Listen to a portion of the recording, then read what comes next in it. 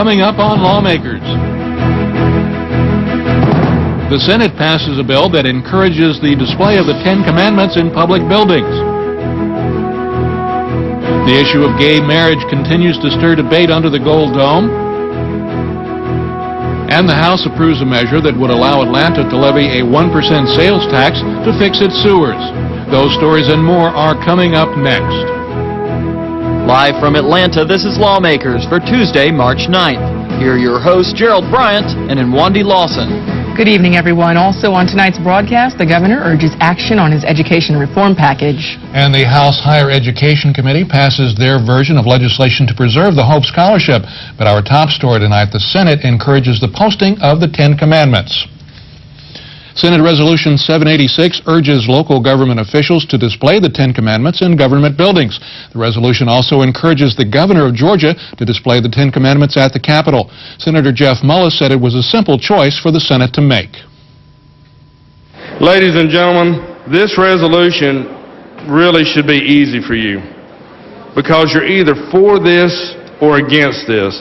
I don't really see much of a gray area except for the colors of the tablets in which they were originally designed on.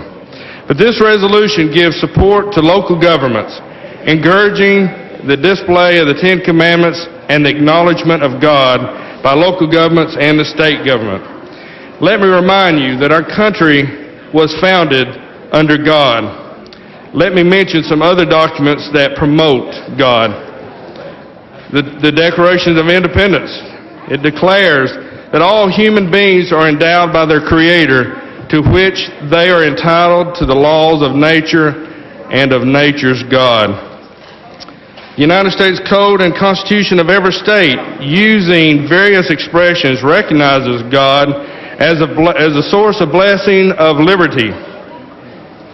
The preamble of Georgia's Constitution affirms that the people of Georgia rely upon the protection and guidance of Almighty God.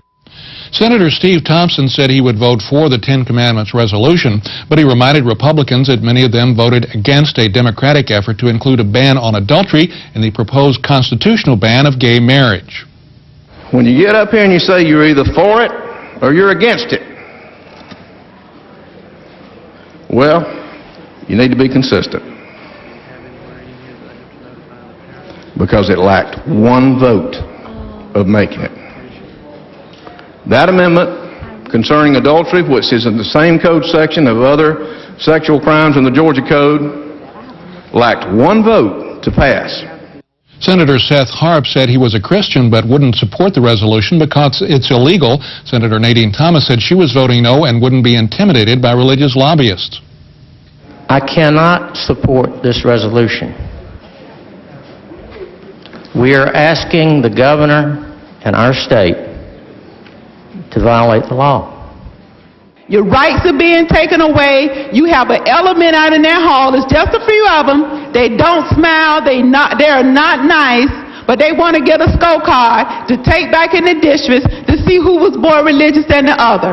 Now, I think, in my opinion, I think that's blaspheming against the Lord, coming up here using the Lord, thy God's name in vain. Senate Resolution 786 urging the display of the Ten Commandments in public buildings passed. The vote was 42 in favor, 8 against.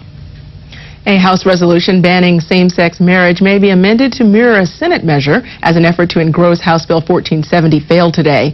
The bill's sponsor says that prohibiting courts or municipalities from recognizing civil unions from other states, as in Senate Resolution 595, opens the constitutional amendment to judicial scrutiny. Representative Bill Hembry accused Representative Jeanette Jamison of trying to prevent necessary debate. If we accept the language in House Resolution 1470, without sending a clear message to the judges of this state, we could have the exportation of marriage from Massachusetts, from municipalities like San Francisco coming to this state. And one judge, one activist judge, could redefine marriage in the state of Georgia. Let me remind you, ladies and gentlemen, when Senate Resolution 595 came before this House, we tried to amend that legislation in response to our concern that if that resolution was challenged in court, and we sincerely believe that it would be, that there's a very good chance that that, quote, activist judge that the gentleman refers to might easily strike down that particular resolution because of Section B.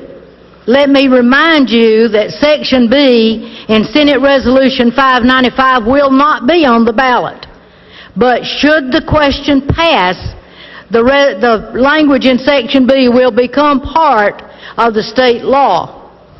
Again, a motion to engross the bill failed. That vote was 56 in favor, 104 against. House Bill 1470 is now in the Rules Committee. Meanwhile, Representative Jeff Brown is leading an effort to override the Rules Committee and send the Senate version of the gay marriage ban to the House floor.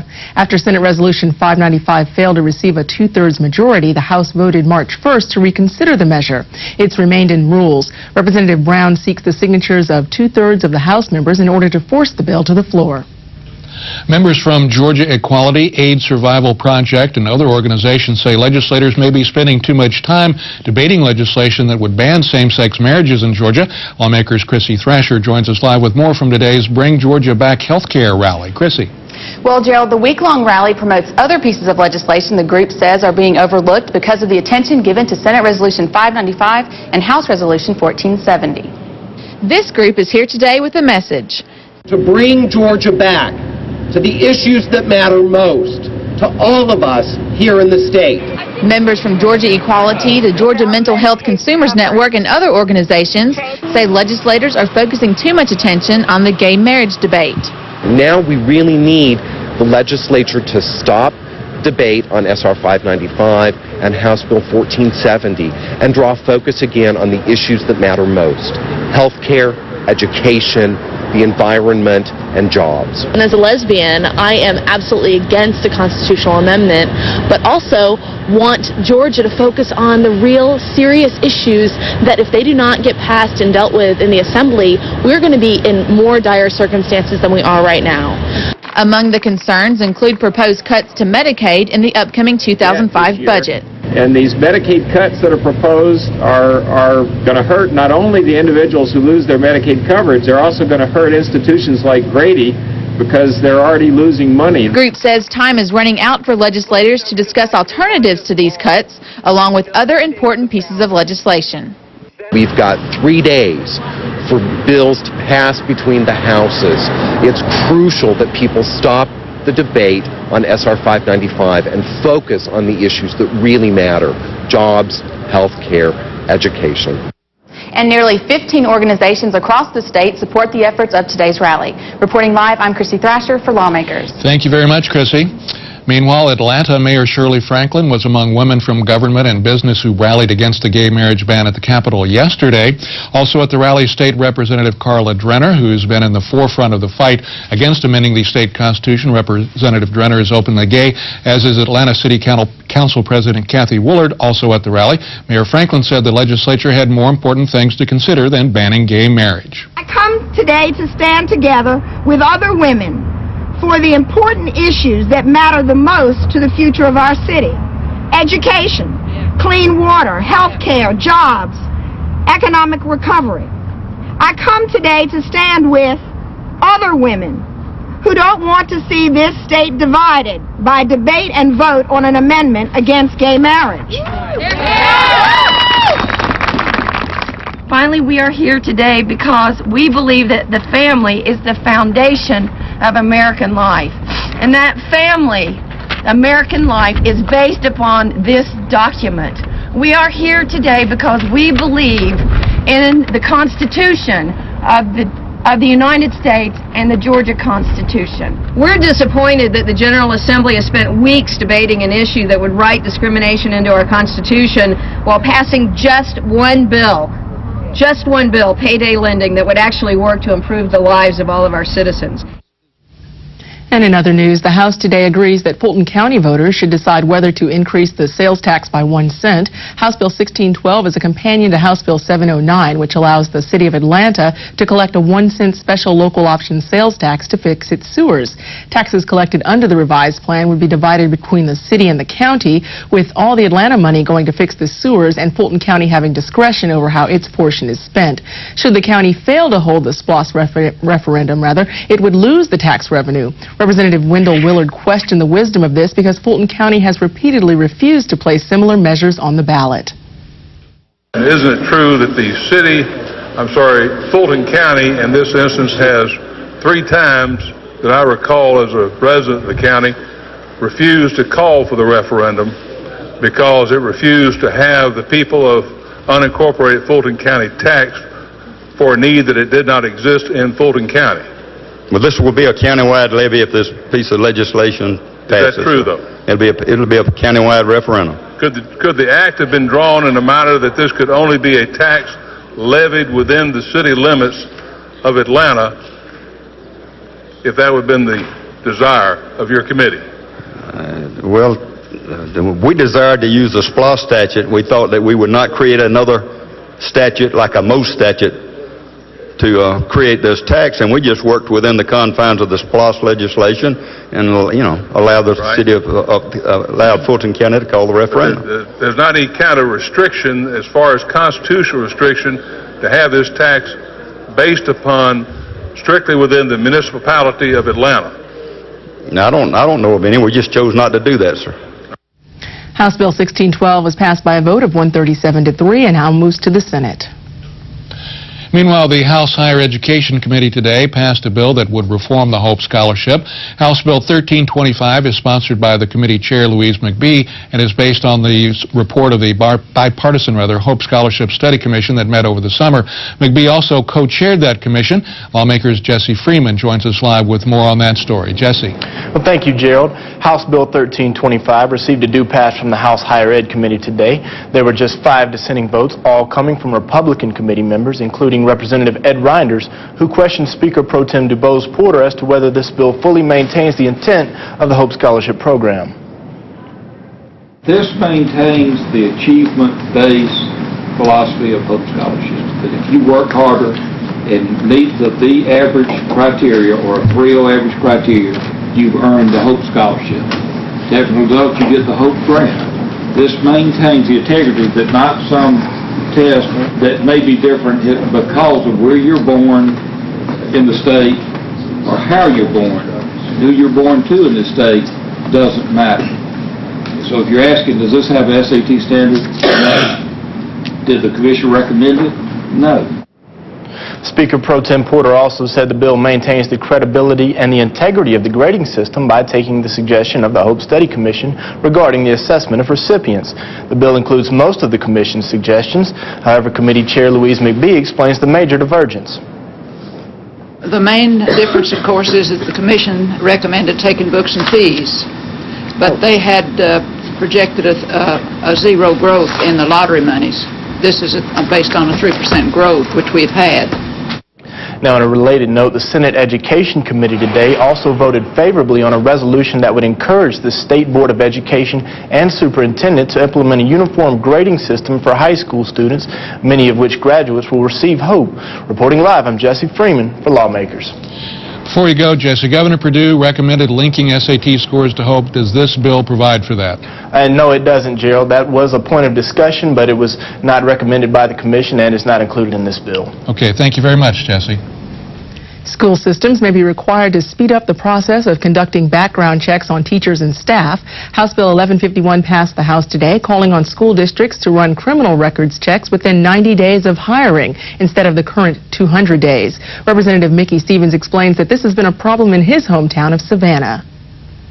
This came about because of a situation we had in our county last year, where we had a gentleman who worked the whole school year, and when they did an FBI background check, they found that he had been arrested for assault, possession of a controlled substance, theft by taking, armed robbery, kidnapping, trespassing, and violating the open container law. To add insult to injury, he was also charged with vehicular homicide. So this is why we changed the the time from 200 days to 90 days. After all, there's only 180 days in the school year. House Bill 1151 passed without any dissenting votes, and it moves to the Senate. During a luncheon yesterday, Governor Sonny Perdue spoke to members of the Georgia School Board Association, urging them to talk to House Education Committee members about passing his education reform package. David Zelski joins us live with the details of that story. David. Well, thanks, Gerald. Two of the governor's bills passed the Senate on February 3rd, another on the 10th. He told members of the school board that the House Education Committee needs to act on these bills soon because time is running out. Folks, it's only practice if you don't keep score. Let them know you're keeping track.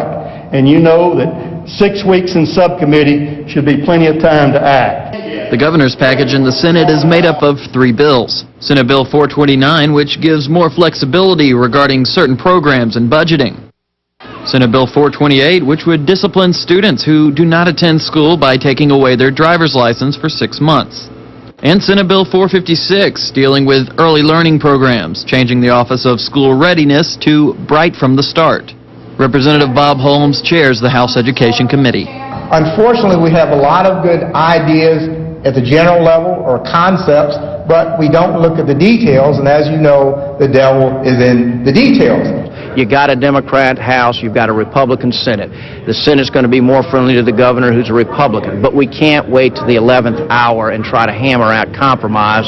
This morning, a House Education Subcommittee met to discuss House Bill 1193, a virtually identical piece of legislation to Senate Bill 428, dealing with discipline through driver's license suspension, but the committee members did not come to a decision. I think the concern is that when you arbitrarily say, if you miss a certain number of days, your driver's license goes away. And if you talk to parents, if you talk to teachers, they'll say their top issues are classroom discipline and school-wide discipline.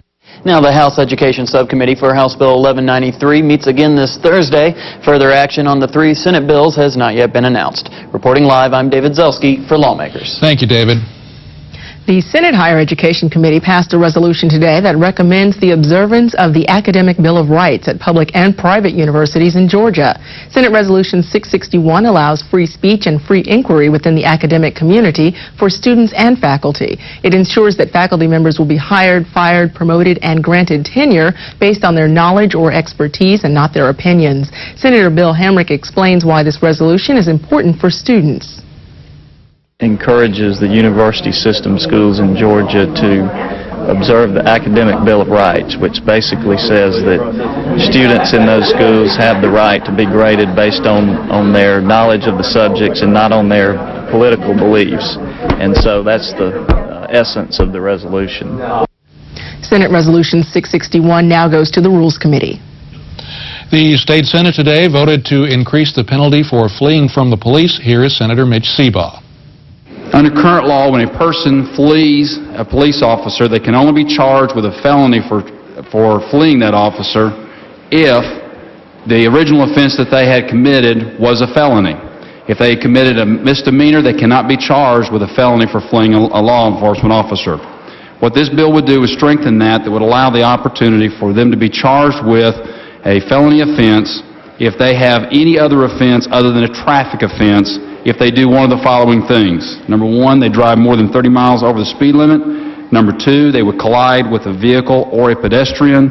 And number 3, or if it would force the police to strike the vehicle and attempt to stop the vehicle. Senate Bill 497 passed by a vote of 49-1 and goes to the House. Well, in the House today, there was agreement to allow certain judges to set up temporary courthouses and change statutes of limitation in civil and criminal proceedings in cases of natural disaster or civil disturbance. But before the vote, Representative Lynn Westmoreland tried to table House Bill 1450 because he said the bill's sponsor, Judiciary Chairman Tom Bordeaux, is holding up so many other pieces of legislation. Some of you may be in here that has had bills in the Judiciary Committee that may not have ever had a hearing or been heard or been let out of committee, such as the woman's right to know. I know Mr. Royal's got a bill that's got over 100 signatures on it. Many of us have had bills that have kind of found the burial ground there. And I think some of these bills need a hearing. I think some of them need to be brought out on the floor and be discussed by the House. So when I get back to my seat, I'm going to make a motion that we table this bill and leave it on the table until we do get some action. The President of our United States has told us that in all likelihood, the United States of America, including the state of Georgia, is subject to a terrorist attack at any time. And if Mr. Westmoreland can tell us that that will be after the Woman's Right to Know bill comes out, then come up to this podium and tell us that. But none of us knows. And what this bill does is to try to protect the citizens of this state when that, not if, but when that disaster occurs. The motion to table House Bill 1450 failed. The House agreed to the passage of the Judicial Emergency Act of 2004. That vote was 159-9, and it moves to the Senate. Under Senate Bill 424 passed today, Georgia felons serving time for the so-called 7 deadly sins would be under increased state jurisdiction if they commit crimes while they're serving time. Here's Senator David Edelman. And I submit to you that crimes committed by these people inside these state corrections facilities are of a statewide concern, are really not crimes of local nature.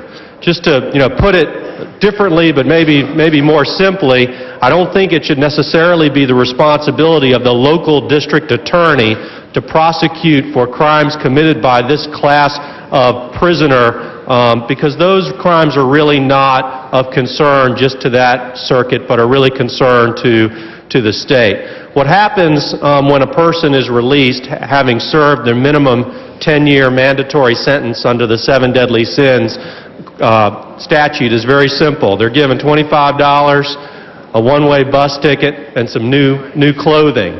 And then they go out to whatever community they choose to go to, in many cases without any state supervision. That is to say, there's no probation.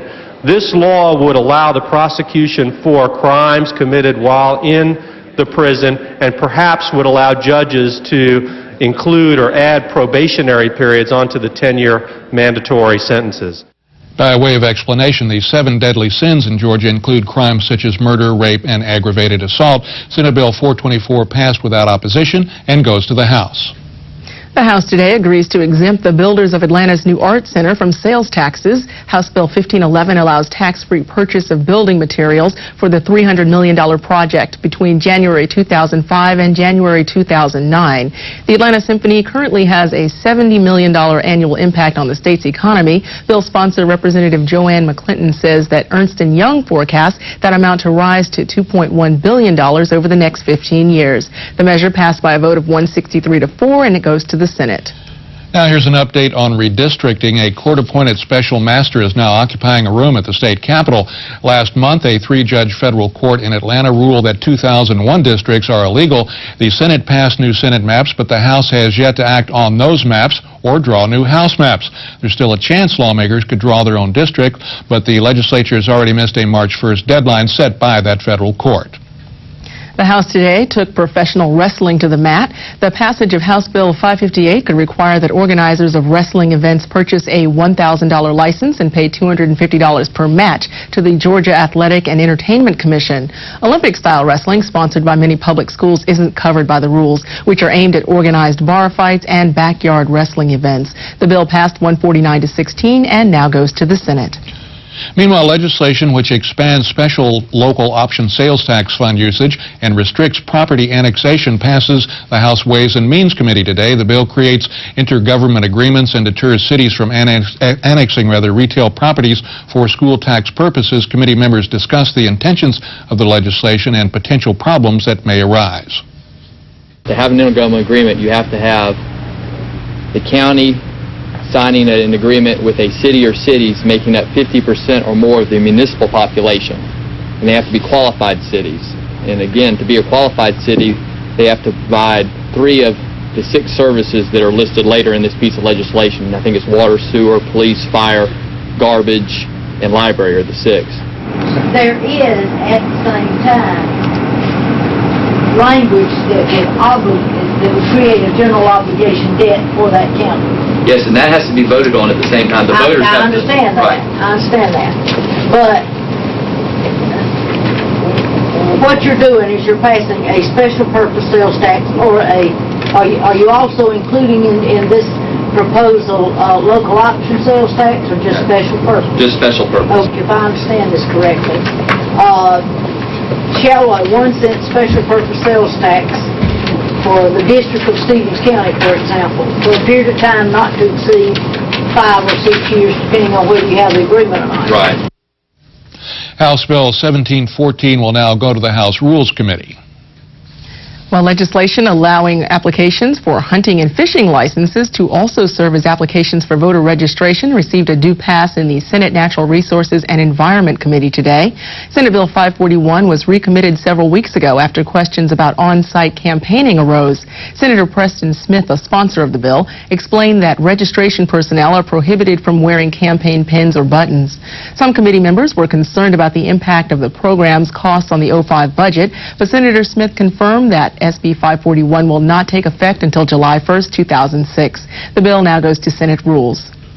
Today at the Capitol, Governor Perdue proclaimed March as Red Cross Month. Michael McCollum has more on the story. For over 100 years, the Red Cross has helped Americans prepare and recover from disasters. Governor Perdue stressed how the Red Cross provides an important public service to Georgia.